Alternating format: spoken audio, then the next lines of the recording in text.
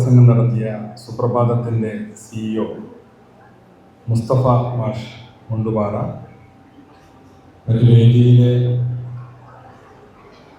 പണ്ഡിതന്മാർ, നേതാക്കന്മാർ, ഈ കരിയർ ഗൈഡൻസ് ക്ലാസ്സിൽ എത്തിച്ചേർന്നിട്ടുള്ള വിദ്യാർത്ഥിനികൾ, അവരുടെ രക്ഷകർത്താക്കൾ, മാധ്യമ സുഹൃത്തുക്കൾ,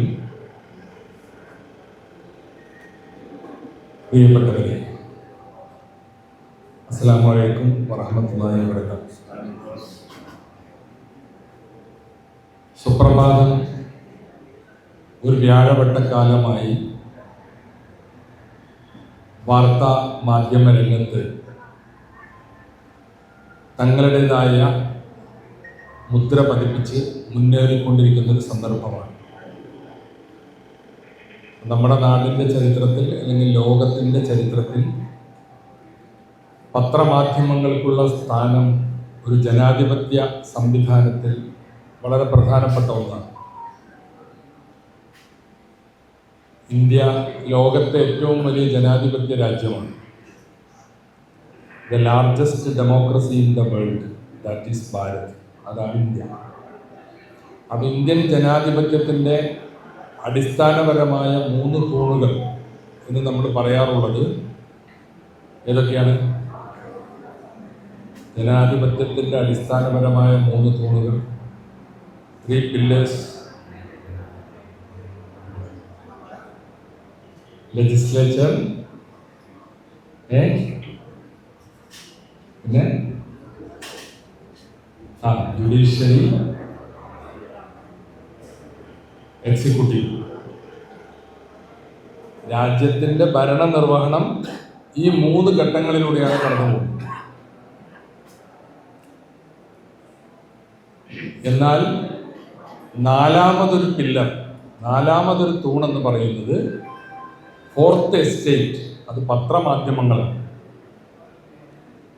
ജനാധിപത്യത്തിൽ നമ്മുടെ നാട്ടിൽ ആവശ്യമായ നിയമനിർമ്മാണങ്ങൾ ഉണ്ടാക്കുന്നത് അസംബ്ലിയും പാർലമെൻറ്റും ആണെങ്കിൽ അത് രാജ്യത്ത് നടപ്പാക്കുന്നത് വില്ലേജ് ഓഫീസിലെ പ്യൂണ് തൊട്ട് ക്യാബിനറ്റ് സെക്രട്ടറി വരെയുള്ള ഉദ്യോഗസ്ഥന്മാരാണെങ്കിൽ അതിലുള്ള തർക്കങ്ങൾ പരിഹരിക്കാൻ നമ്മൾ സമീപിക്കുന്നത് ജുഡീഷ്യറിയായ രാജ്യത്തെ കോടതികളാണെങ്കിൽ ഇതെല്ലാം നേരാം വണ്ണം നടക്കുന്നുണ്ടോ എന്ന ഒരു കണ്ണ്, ഫോർത്ത് എസ്റ്റേറ്റ്, ഒരു 4ാം കണ്ണ്, അതാണ് പത്രമാധ്യമം. അപ്പോൾ ഒരു പത്രത്തിൻ്റെ ധർമ്മം അതാണ്. നമ്മുടെ നാട്ടിൽ കുറേ പാരമ്പര്യമുള്ള പഴയ പത്രങ്ങളുണ്ട്, അവർക്കൊക്കെ നിലപാടുകളുണ്ട്, അവരൊക്കെ സമൂഹത്തിന് വലിയ സേവനങ്ങൾ ചെയ്തിട്ടുണ്ട്. ആ പത്രങ്ങളുടെ ശ്രേണിയിൽ അവസാനം വന്ന ഒരു പത്രമാണ് സുപ്രഭാതം. പക്ഷെ കഴിഞ്ഞ കുറച്ച് കാലം കൊണ്ട് തന്നെ നിലപാടുകളിലൂടെ കൃത്യമായ അതിൻ്റെ മറ്റ് സംവിധാനങ്ങൾ, ഇവിടെ സൂചിപ്പിച്ച പോലെ വിദ്യാപ്രഭാതം പോലുള്ള, ന്യായപ്രഭാതം പോലുള്ള പങ്ക്തികളിലൂടെ ശ്രദ്ധേയമായ ഇടപെടലുകൾ നടത്തിയും മറ്റും സുപ്രഭാതം ഇന്ന് കേരളത്തിൽ അറിയപ്പെടുന്ന ഒരു പത്രമാണ്. അപ്പോൾ പത്രങ്ങൾ ആ ധർമ്മങ്ങളൊക്കെ നിർവഹിക്കുന്നതോടൊപ്പം തന്നെ ഇപ്പോൾ സമൂഹത്തിൻ്റെ ശ്രദ്ധയിൽ കൊണ്ടുവരേണ്ട കാര്യങ്ങൾ, ഗവൺമെൻറ് സംവിധാനത്തിലുള്ള വീഴ്ചകൾ, പൊതുരംഗത്ത് ഉണ്ടാകുന്ന പ്രശ്നങ്ങൾ, ഇതൊക്കെ സമൂഹത്തിൻ്റെ മുമ്പിൽ കൊണ്ടുവരികയാണ്. അതിലൊക്കെ തങ്ങൾ ഉന്നയിക്കേണ്ട വിമർശനങ്ങളും പ്രശ്നങ്ങളൊക്കെ ഉയർത്തിപ്പിടിക്കും. അങ്ങനെ ഒരു കൃത്യമായ നിലപാടുള്ള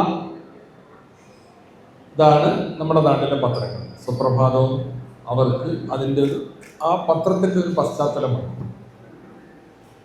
ഇന്നത്തെ ഇന്ത്യൻ സാഹചര്യം നമുക്കറിയാം. വളരെ വലിയ ഫാസിസ്റ്റ് ഭീഷണി രാജ്യത്ത് നിലനിൽക്കുകയാണ് ഇപ്പോഴും. അപ്പം അത്തരം സന്ദർഭങ്ങളിലൊക്കെ അതിനൊക്കെ എതിരെ അതിശക്തമായി എഴുതാൻ സുപ്രഭാതത്തിന് സാധിക്കുന്നു. സുപ്രഭാതത്തിനൊരു കൃത്യമായ നിലപാടും.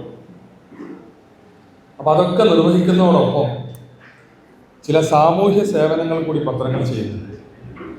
അതിൽപ്പെട്ട ഒന്നാണ് ഈ വിദ്യാഭ്യാസ പദ്ധതി. നിങ്ങളൊക്കെ SSLC പാസ്സായി നിൽക്കുന്ന കുട്ടികളാണ്. ചിലപ്പോൾ പ്രീ ഡിഗ്രി +2 കഴിഞ്ഞവരും ഈ കൂട്ടത്തിലുണ്ടാകും. അപ്പൊ അവർക്ക് ഭാവിയിലുള്ള വിദ്യാഭ്യാസത്തിന് ആവശ്യമായ ഗൈഡ് ലൈൻ കൊടുക്കുക എന്നുള്ളത് ഇന്നത്തെ കാലത്ത് വളരെ പ്രധാനമാണ്. അതാണ് കരിയർ ഗൈഡൻസ്. അപ്പൊ ആ ഒരു ധർമ്മം ഇവിടെ ഒരു പത്രം നിർവഹിക്കുന്നത്. ഒരു കുട്ടി SSLC പാസ്സായി. ആ കുട്ടിക്ക് മനസ്സിൽ കുറെ താല്പര്യങ്ങളോ ആഗ്രഹങ്ങളൊക്കെ ഉണ്ട്. ഭാവിയിൽ ഇന്നതാവണം, എനിക്ക് ഇന്ന മേഖലയിൽ എത്തിയാൽ ശോഭിക്കാൻ കഴിയും. ഓരോരുത്തർക്കും പഠിച്ചവന് വ്യത്യസ്തമായ കഴിവുകളാണ് കൊടുത്തിട്ടുള്ളത്. എല്ലാവരെയും ഒരുപോലെ കഴിവല്ല, അഭിരുചികളും വ്യത്യസ്തമാണ്. അപ്പോൾ തനിക്ക് ഏത് മേഖലയിലാണ് അഭിരുചി എന്നും ഏത് മേഖലയിൽ ഒരു ഉത്തരവാദിത്വത്തിൽ എത്തിയാലാണ് തനിക്ക് ശോഭിക്കാൻ കഴിയാമെന്നും നിങ്ങൾക്ക് ഓരോരുത്തർക്കും തിരിച്ചറിയാൻ സാധിക്കും. അവനവനെ കുറിച്ചുള്ള അറിവാണ് ഏറ്റവും വലിയ അറിവ്. അതാണല്ലോ നമ്മളെ പഠിപ്പിച്ചത്. അപ്പോൾ ഓരോരുത്തർക്കും ഓരോ പ്രകൃതമായ സഹജമായ കഴിവുകൾ ഉണ്ടാവും. അപ്പോൾ അത് മനസ്സിലാക്കി എന്നാൽ എനിക്ക് പഠിക്കാവുന്ന കോഴ്സുകൾ ഏതൊക്കെയാണ്, അങ്ങനെയുള്ള ഏതൊക്കെ കോഴ്സുകൾ പഠിച്ചാൽ എനിക്ക് ഏതൊക്കെ ജോലിയിലെത്താം, ഇങ്ങനെ ഉള്ള ഒരു കാഴ്ചപ്പാട് ഈ 10ാം ക്ലാസ് കഴിയുമ്പോൾ തന്നെ നിങ്ങൾക്ക് ഉണ്ടാവും. 10ാം ക്ലാസ് കഴിഞ്ഞാൽ നിങ്ങളൊരു പ്രത്യേക മേഖലയിലേക്ക് യാത്ര ചെയ്യുക. 10ാം ക്ലാസ് വരെ എല്ലാവരും എല്ലാം പഠിക്കും അല്ലേ? സയൻസിലെ എല്ലാ സയൻസും എല്ലാ കുട്ടികളും പഠിക്കും. സോഷ്യൽ സ്റ്റഡീസ് അതിൻ്റെ പ്രാഥമികമായ സംഗതികളൊക്കെ പഠിക്കും. ഭാഷാ പഠനം പിന്നെ അനിവാര്യമാണ്. ഏത് ഭാഷയായാലും അതിലും നമുക്ക് ഓപ്ഷനുണ്ട്. പിന്നെ നമ്മളൊരു പ്രത്യേക വഴിയിലാണ് സഞ്ചരിക്കുന്നത്. സയൻസ് വേണ്ടവരങ്ങനെ, അതിൽ തന്നെ വ്യത്യസ്ത സയൻസ് ഉണ്ട്. കമ്പ്യൂട്ടർ സയൻസ് ഉണ്ട്, അതുപോലെ പിന്നെ biology based, physics chemistry based, mathematics based ഒക്കെ ആയിട്ട് സയൻസുകളുണ്ട്. അപ്പോൾ അത് ഉപശാഖകളായി കൈവഴികളായി വ്യത്യസ്ത വഴികളിലൂടെ സഞ്ചരിക്കണം. ചിലവർക്ക് കോമേഴ്സിലായിരിക്കും താല്പര്യം. അപ്പോൾ കൊമേഴ്സിൻ്റെ പൊതുവഴി, അത് കഴിഞ്ഞിട്ട് അതിലുണ്ട് വ്യത്യസ്തമായ വഴികൾ. CA, IC, IC അങ്ങനെയുള്ള കുറേ സംഗതികളുണ്ട്. അപ്പോൾ കൊമേഴ്സിൻ്റെ വഴി, ഹിസ്റ്ററി, ഹ്യൂമാനിറ്റീസ് അങ്ങനെ പോകേണ്ടവർക്ക് ആ വഴി. അപ്പം അവനവൻ്റെ അഭിരുചിയും അവനവൻ്റെ അഭിലാഷവും എവിടെ എത്തേണ്ടത് എന്ന് മനസ്സിലാക്കിയിട്ട് അതിനനുസരിച്ച് വേണം നമ്മൾ സഞ്ചരിക്കാൻ. അവിടെയാണ് ഈ കരിയർ ഗൈഡൻസിൻ്റെ പ്രാധാന്യം. ഒട്ടും അഭിരുചിയില്ലാത്ത, ഒരു മാനസികമായി ഒരു താല്പര്യവുമില്ലാത്ത വിഷയത്തിൽ എനിക്കതാണ് കിട്ടിയത്, ഞാനതെടുത്തു എന്ന് പറഞ്ഞ് പരിതപിക്കുന്നതിന് അർത്ഥമില്ല. അപ്പോൾ ആ കുട്ടിക്ക് എവിടെ എത്താൻ കഴിയില്ല. മാനസികമായ ആ വിഷയത്തോടൊരു താല്പര്യമില്ല. പക്ഷേ എങ്ങനെയൊക്കെയോ എനിക്കിതാണ് കിട്ടിയത്, അല്ലെങ്കിൽ വീട്ടുകാരൻ എന്നെ ഇതിലാണ് ചേർത്തത്, അതുകൊണ്ട് ഞാനത് പഠിക്കുന്നു. അപ്പോൾ ഒരു ഒരു ഒരു വിധമുള്ള ഒരു പഠനവും. നേരെ മറിച്ച് ആ വിഷയത്തോടൊരു ആഭിമുഖ്യവും അഭിരുചിയും, അതിൽ വിജയിക്കണം, അതിലെവിടെയെങ്കിലും എത്തണം എന്ന ഒരു മനസ്സിലൊരു ഉറച്ച വിശ്വാസവും പ്രതീക്ഷയും ഒക്കെ ഉണ്ടെങ്കിൽ അതിനനുസരിച്ച വഴി തിരഞ്ഞെടുക്കണം. അപ്പോൾ അതാരും നിങ്ങൾക്ക് പറഞ്ഞു തരും. അതാണ് ഇന്നിവിടെ സുപ്രഭാതം ഇവിടെയും മറ്റ് 20 കേന്ദ്രങ്ങളിലും നിർവഹിക്കുന്ന വലിയ ഒരു സാമൂഹികമായ ദൗത്യം. അത് കുട്ടികൾക്ക് പറഞ്ഞു കൊടുക്കാം. അതൊരു വലിയ സേവനമാണ്. അത് കുറേയൊക്കെ നിങ്ങൾക്കും കണ്ടെത്താൻ കഴിയും. അതിലെ സംശയങ്ങൾ ഇത്തരം ക്ലാസ്സുകളിൽ ദൂരീകരിക്കാൻ സാധിക്കും. പിന്നെ ആറ്റിറ്റ്യൂഡ് ടെസ്റ്റ് നടത്താം. അപ്പം ഇന്ന് നിങ്ങളുടെ മുമ്പിൽ അറിവിൻ്റെ ഒരു മഹാപ്രവാഹമാണ്. ഇൻ്റർനെറ്റ് വന്നതിന് ശേഷം ആർക്കും ഏത് വിഷയത്തിൽ എപ്പോൾ വേണമെങ്കിലും പരതി നടന്ന് വേണ്ടതൊക്കെ കണ്ടെത്താം. ഞങ്ങളൊന്നും കുട്ടികളാകുമ്പോൾ അങ്ങനെയൊന്നും സൗകര്യങ്ങളില്ല.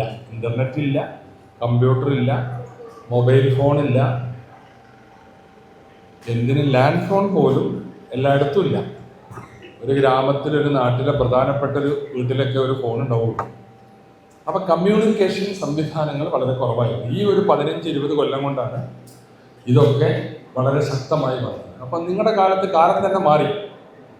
ടെക്നോളജി കൊണ്ട് നമ്മുടെ വ്യക്തി ജീവിതം, കുടുംബ ജീവിതം, സാമൂഹ്യ ജീവിതം എല്ലാത്തിലും മാറ്റം വന്നു.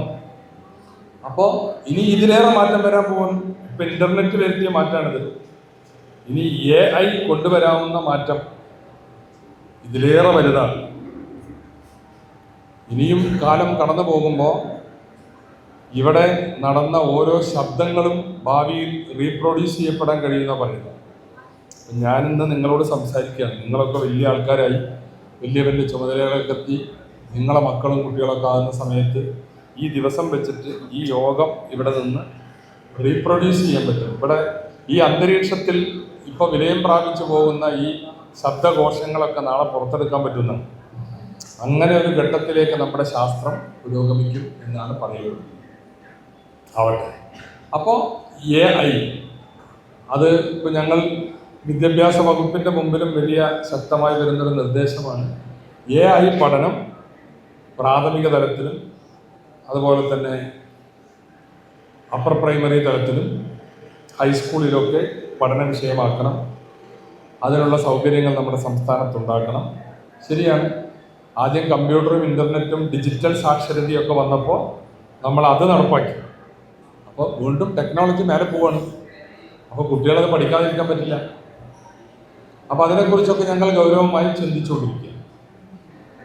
ഏതായിരുന്നാലും ഞാൻ ദീർഘമായൊരു പ്രസംഗത്തിലേക്ക് പോകുന്നില്ല. ഇത്തരം വിഷയങ്ങളെ സംബന്ധിച്ച് വളരെ കൃത്യമായി നിങ്ങൾക്ക് ക്ലാസ് എടുത്തു തരാൻ അതിൻ്റെ എക്സ്പേർട്ടുകളൊക്കെ ഇവിടെ ക്ഷണിക്കപ്പെട്ടവരൊക്കെ വന്നിട്ടുണ്ട്. അപ്പോൾ ആ ക്ലാസ്സുകളൊക്കെ നിങ്ങൾ കേൾക്കണം. ഒരുപാട് അവസരങ്ങളുള്ളൊരു ലോകമാണ്. നിങ്ങളെക്കാൾ ഒരു 10, 20, 30 കൊല്ലം മുമ്പ് കുട്ടികളായിരുന്ന ഞങ്ങളെ സംബന്ധിച്ചിടത്തോളം, ഞങ്ങൾക്ക് തൊട്ട് ശേഷം വന്ന തലമുറകളെയൊക്കെ സംബന്ധിച്ചിടത്തോളം ഇല്ലാത്ത അവസരങ്ങൾ നിങ്ങൾക്കുണ്ട്. ഇവിടുത്തെ സ്ഥാപനങ്ങളിൽ പഠിക്കാം. അന്യ സംസ്ഥാനങ്ങളിൽ ധാരാളം മലയാളി കുട്ടികൾ പഠിക്കുന്നുണ്ട്. വിദേശ രാജ്യങ്ങളിൽ നമ്മുടെ കുട്ടികൾ പഠിക്കുന്നുണ്ട്. ഇന്നതൊക്കെ സാർവത്രികമാണ്. യൂറോപ്പിലും പഴയ USSRന്റെ ഭാഗങ്ങളിലൊക്കെ പിന്നെ മെഡിസിനൊക്കെ പഠിക്കുന്ന ധാരാളം കുട്ടികൾ ഈ പരിസരത്തൊക്കെ തന്നെ ഉണ്ട്. കോട്ടക്കലും തിരൂരും മലപ്പുറത്തൊക്കെ ഉണ്ട്. ഉക്രൈനിൽ യുദ്ധം പൊട്ടി പുറപ്പെട്ടപ്പോൾ അത് എവിടെയോ കിടക്കുന്ന ഒരു വൻകരയിൽ കിടക്കുന്ന ഒരു ചെറിയ രാജ്യം, അവിടെ യുദ്ധം ഉണ്ടായ നമുക്കെന്താ എന്നാണ് നമ്മൾ അന്ന് വരെ ചിന്തിച്ചിരുന്നത്. ഉക്രൈനെ റഷ്യ ആക്രമിച്ചപ്പോൾ ടെൻഷൻ ഉണ്ടായ ഒരു പ്രദേശമാണ് കേരളം. എന്തായിരുന്നു കാരണം? 3000-ൽ പരം മലയാളി കുട്ടികൾ അവിടെ വിവിധ യൂണിവേഴ്സിറ്റികളിൽ പഠിക്കുകയാണ്. ഡോക്ടറും MBBSും അതുപോലെ മറ്റ് ഹെൽത്ത് മറ്റ് സർവീസുകളൊക്കെ ഉള്ള കോഴ്സുകൾ. അപ്പോൾ മലയാളി ലോകം മുഴുവനും പഠിച്ചുകൊണ്ടിരിക്കുകയാണ്. നമ്മൾ ചിന്തിക്കുന്നത് അങ്ങനെ ലോകത്തുള്ള ആളുകളൊക്കെ പഠിക്കാൻ ഇങ്ങോട്ട് ക്ഷണിക്കുന്ന, കേരളത്തിലേക്ക് ക്ഷണിക്കുന്ന യൂണിവേഴ്സിറ്റികളും സ്ഥാപനങ്ങളും നമ്മുടെ നാട്ടിലുണ്ടാവണം. ഇപ്പം നമ്മൾ പരിതപിക്കുന്നത് മലയാളി കുട്ടികളുടെ മൈഗ്രേഷനെ കുറിച്ചാണ്. ഇവിടെ നിന്ന് യൂറോപ്യൻ രാജ്യങ്ങളിലേക്ക് പോകുന്നു, പിന്നെ അവിടെ താമസമാക്കുന്നു. അങ്ങനെ ഒരു പ്രവണത ഇപ്പോൾ വർദ്ധിച്ചു വരികയാണ്. അവസാനം കേരളത്തിൽ കുറച്ച് വയസ്സന്മാർ മാത്രം ബാക്കിയൊന്നാണ് ഒരു പഠനം പറയുന്നത്. ഈ പുതിയ തലമുറ ഇവിടുന്ന് പോവാണ്. അപ്പം അതൊക്കെ നമ്മൾ ഗൗരവമായി ചിന്തിക്കേണ്ട വിഷയങ്ങളാണ്. അപ്പം അത്രയേറെ ഞാൻ പറഞ്ഞു വന്നത് അത്രയേറെ അവസരങ്ങളുള്ളൊരു ലോകമാണ്.